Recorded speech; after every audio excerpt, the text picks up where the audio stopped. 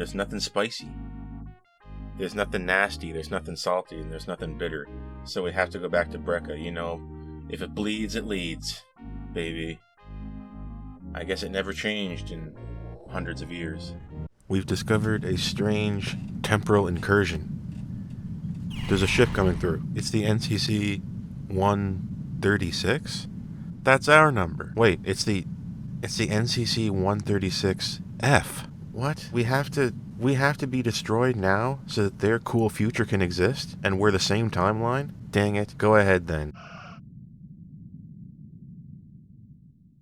Alright, this is the penultimate episode of Star Trek Lower Decks Season 3. Trusted Sources. Who are we to trust? Who vets the sources? Who watches the watchers? Who's watching the show? I watched it. Did you watch it? Should you watch it?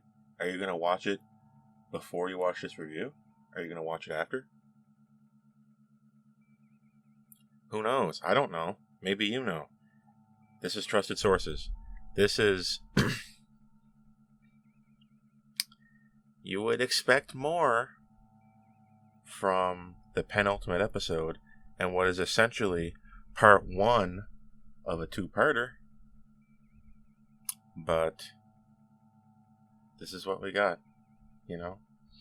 What amounts to a boring, pointless, and thematically empty episode. It's not all bad. There's some nuggets of fun. There's a lot of nuggets of bad. Maybe it's a big boulder of bad. So why is there a boulder of bad rolling downhill, threatening to crush my head? Well, we're going to find that out in Trusted Sources. Let's just delve right into it. Right off the bat, I'd like to point out that this episode basically is a Mariner episode. If you like Mariner, maybe that's good. If you don't, that's horrible. I'm in the latter group. Mariner is not funny, makes a mess of everything she's involved in, and just generally paints the ship in a bad light. And that's brought to the forefront in this episode. You see, the Cerritos is taking part in Operation Swing By. Okay? What this is we're returning to planets that previously have been contacted by Starfleet, but haven't been visited in a while. You may be forgiven for thinking that that was generally the mission outline of the Cerritos. You know, second contact. It seems like it goes hand in hand with just returning to forgotten worlds. And I thought that's was kind of the parameters of the Cerritos already. But I guess I was wrong. Operation Swing By, we're going back to old planets. I kind of thought that Starfleet, you know, kind of kept tabs on things. Like maybe they don't go 17 years without revisiting a planet, but here we are. Admiral Buenamigo is in this episode again. Am I crazy, or does Buen Amigo or Buen Amigo mean good guy? Maybe somebody can translate that. I wonder if this is a subtle subversion of the evil admiral trick. If they make him bad, I'm going to be very upset. It's always a bad idea to have the secret evil admiral guy, you know, Mr. Admiral Bad Guy. It's so old, it's so played out. It would be really cool if in the last episode, it really looks like Buenamigo is a bad guy, and then at the last second he turns out to be a good guy. That's how I would do it.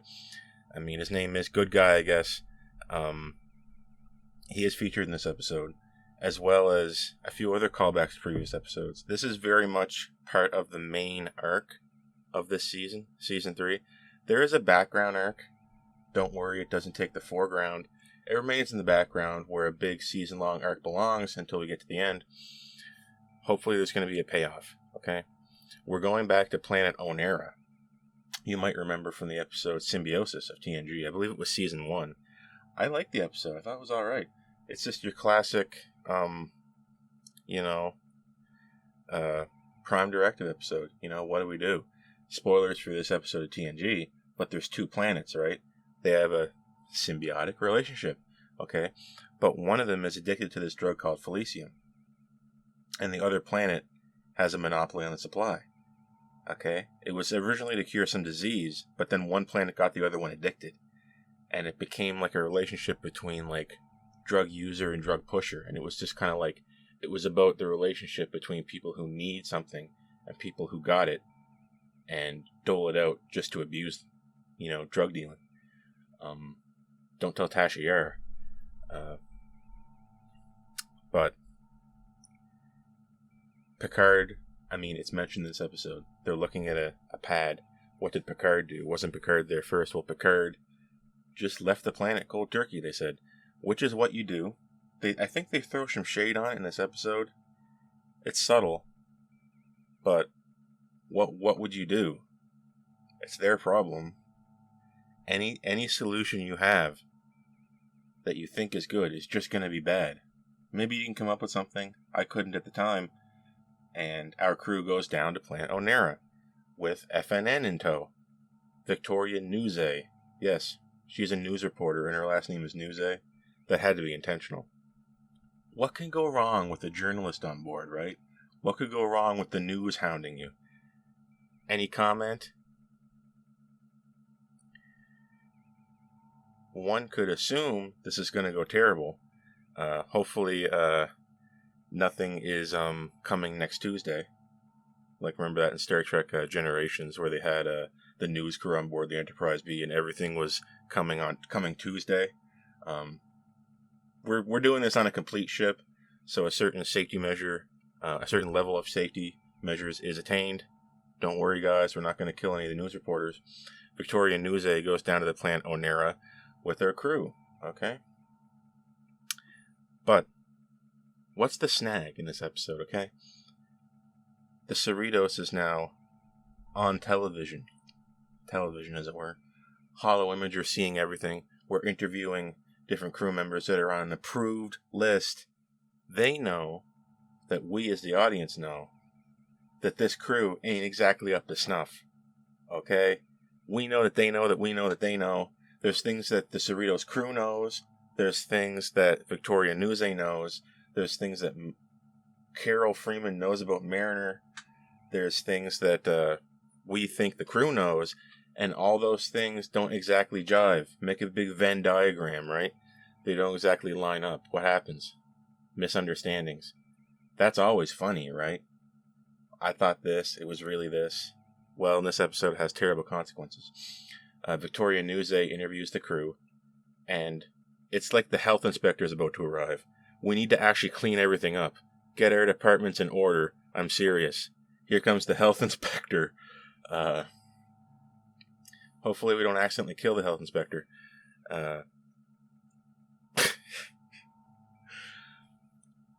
Anyway, on Onera, it turns out everything's fine. You see? It subverts our expectations. We thought things would go to hell. We're throwing shade at Picard for just leaving. It turns out just leaving was the good idea. Things get hard, but they get better. Cut off from the Felicium, Onera is a veritable paradise.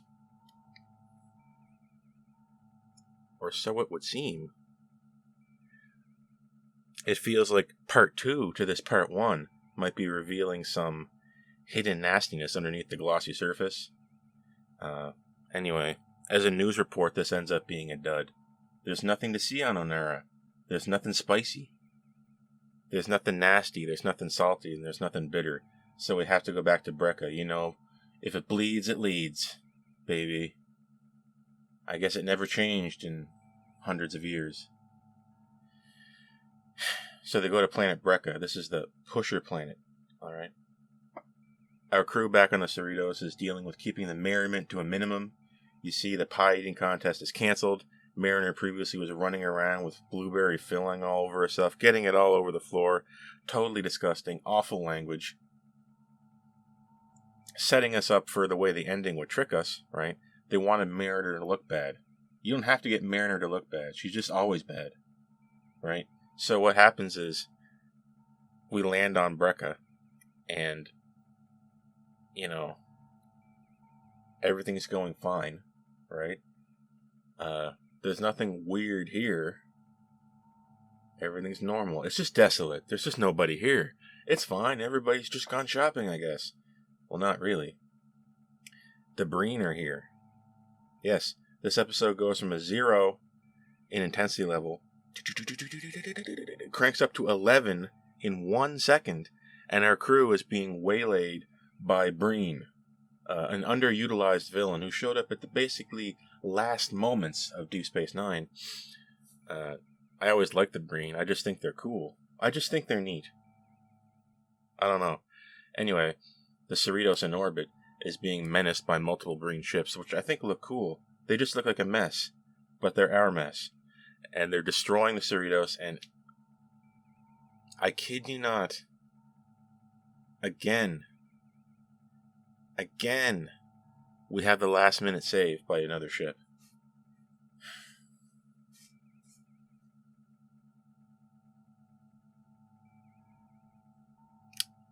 How many times are we going to do this? It's literally Deus Ex Machina, with a few added steps. We're saved by Riker.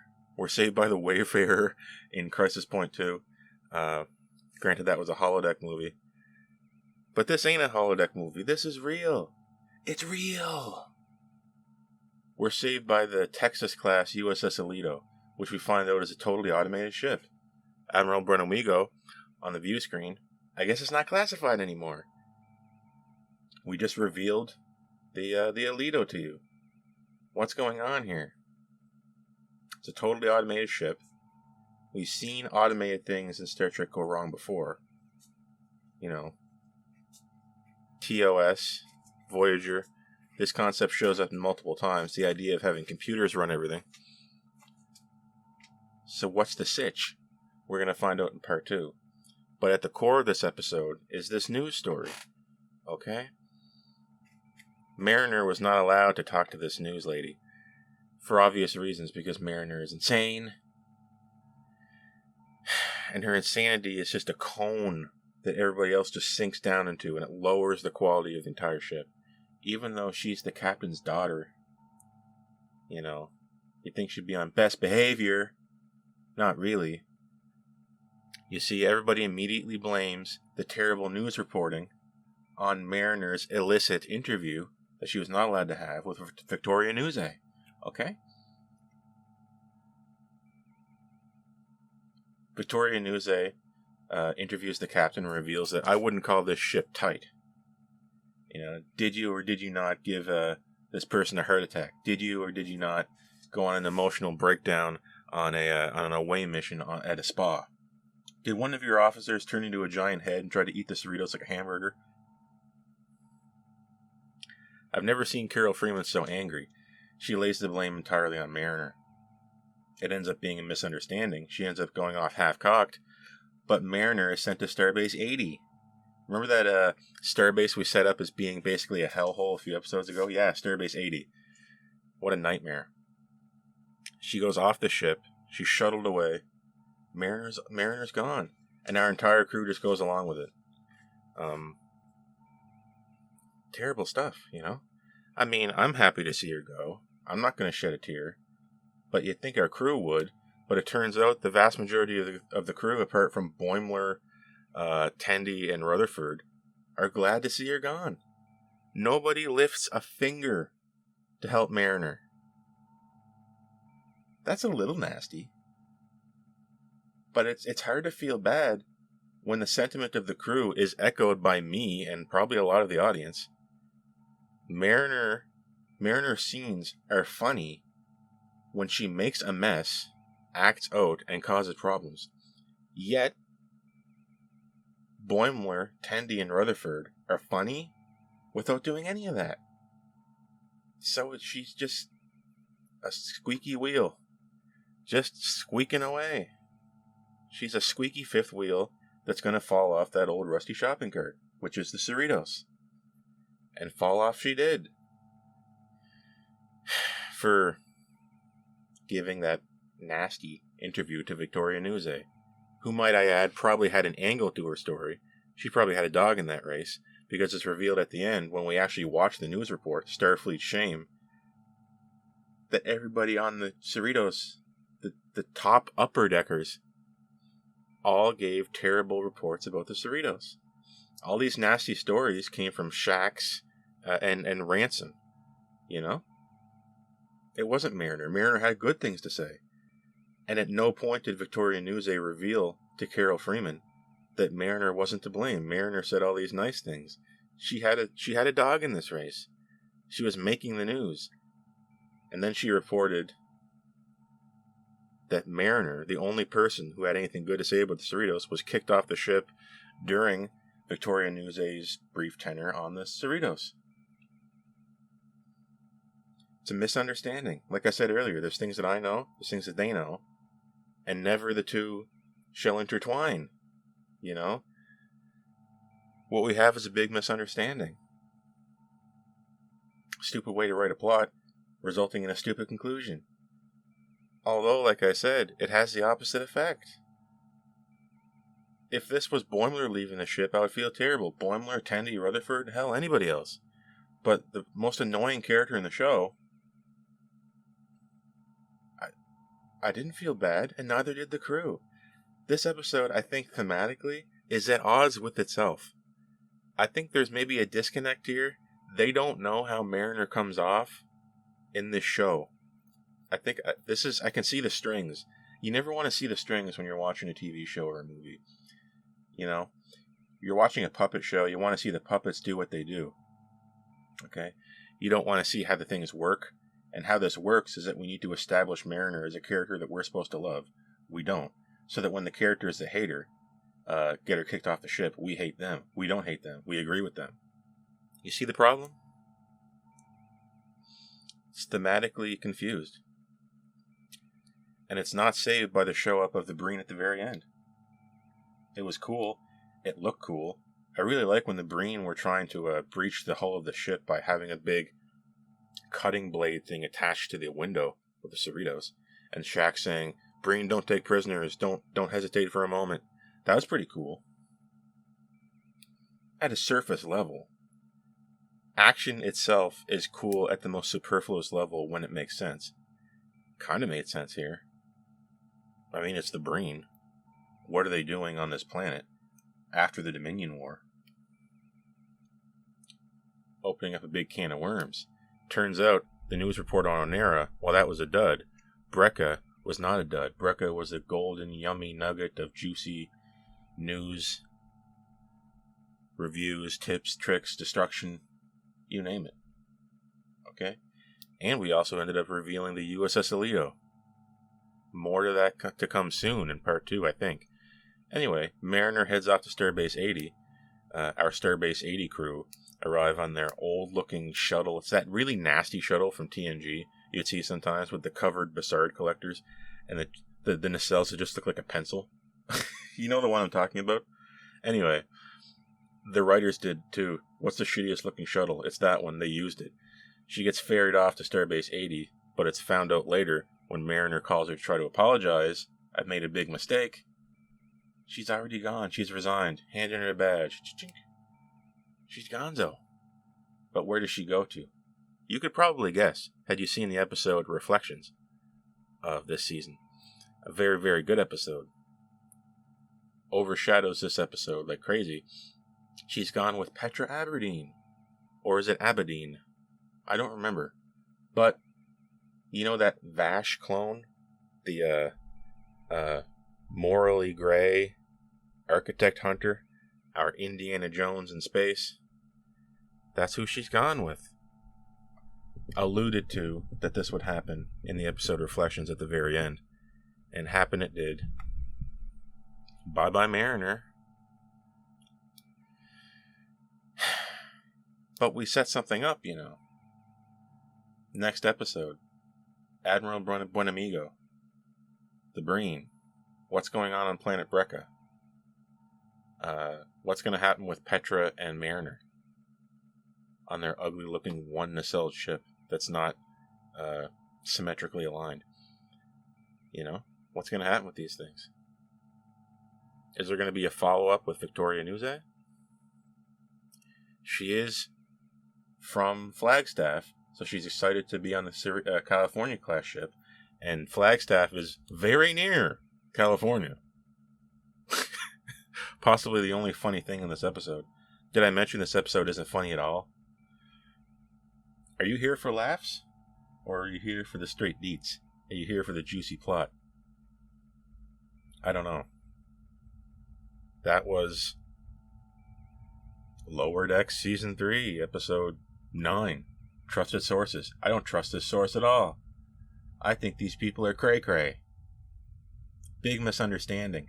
Nobody even tried to help Mariner. They knew what they said. Nobody even tried. FNN, Victoria Newzay, didn't even try to get in contact with the captain to say Mariner had good things to say. They don't care who they step on. And neither do the rest of the crew. They knew what they said. But they didn't want to tell the captain, like, I said bad things too, it's not just her fault. Nobody wanted to take a bullet for Mariner. In the context of the show, I feel bad, but in the context of the meta show that I'm watching, I don't care because I don't like Mariner. You see how I'm very confused in this? At the beginning of this episode, they set up this scene where Mariner was running around getting pie filling all over the ship, full of pie, with her uniform not on right. Terrible. But they're trying to set up this idea, they're trying to trick you into hating Mariner, so that when she left, it felt justified until they pulled the rug out from under you, revealing it was a trick. But she did that. She really did run around with pie everywhere. What's the details here? What's the sitch? You know, what am I missing? What is the hook? Like I know, like, we all know Mariner is the way she is. I don't know. It's confusing. It's confused. It's at odds with itself, and it presents a not very good episode. Episode that would otherwise be a complete throwaway had it not been saved by the music, the visuals, and the fact that you may need to watch this to see what happens in part 2. So this episode is walking around on crutches. Okay, it's got 3 or 4 crutches underneath itself to support its lumbering, nasty mass of blubber and broken bone. That's trusted sources. Could have been better. Could have been worse. Breaking down our scenes and our audio, our sight and our sound. We get to see the Breen. The Breen are back. The Breen ships are flying around. We get to see the Breen trying to drill through the hull of the Cerritos. Very cool. Onera looks cool. The color scheme on Brekka on the surface looks pretty cool. We get to see the Galaxy class in a mural. That was pretty cool on the surface of Onera. Nothing to complain about on that front. Not breaking the bank, but still pretty cool. U.S.S. Alito, Texas class. It's not for me. It's ugly and undetailed and unfinished looking. Perhaps it actually was unfinished in the context of the show, but it just wasn't for me. Not my thing. Ugly ship. I don't approve of the idea of fully automated ships for a number of reasons, but we're going to see where that leads, right? We're going to save judgment on that until we see the part 2 of this. Part 2 in spirit, perhaps, because this is not called part 1. But you can tell this episode does not fully resolve itself, if you know what I mean. Musically, we get to hear, when the Alito shows up, we have a theme that's very like the TNG theme, but isn't. It's like this kind of original musical composition that plays for the Alito. And I appreciate it. I appreciate the different approach. Not to just use TNG, and not to use a remix of the Lower Decks theme. An interesting musical number. Just go check it out. So we're winning on those fronts, and we're losing on plot, we're losing on theme. What you're doing is creating an episode that should, in theory, just skate by, but in my opinion, it doesn't. The whole detail about Mariner leaving the ship, that should have been in the first, 5 minutes. Okay, we should have got that over with fast. As it stands right now, that happens until the last third, and we go through 2/3 of sleep-inducing nothing. There's nothing happening for the first half of this episode, and it's not funny, and it's not interesting, and it's not, it feels like there's no real plot. Oh no, we have to get our things together because the health inspector's arriving. Let's go down to this planet. Oh, there's nothing happening here. Everything worked out fine. Okay. Congratulations, you just watched the first 12 minutes of this episode. Sound fun? It's not. I'm not going to let it skate by. I'm not giving this a 5. 5 is a take it or leave it. I felt a little bit worse after watching this episode, so I'm going to unfortunately have to go with a 4.5. That's the best I can do. You're coming in here trying to sell me a Lower Deck Season 3 episode called Trusted Sources, and I'm saying, I don't know, 4.5 is the best I can do. It's the best I can do. Your counter offer is a 5. I'm saying no, I'm firm on 4.5. Can't do any better. Can't do any better. It's the best I can do, 4.5. We'll see what happens with the second part of this. Maybe they can pull a rabbit out of a hat, eh? We can get a hat trick, and we can get an okay follow-up that makes this episode feel a little bit more pointful, if you would tolerate that made-up word I just came up with. I'm Lieutenant Mark, and I hope all these weird sounds didn't bother you too much, because I'm being menaced by the cat right now. Anyway, I'll see you when I see you. So long.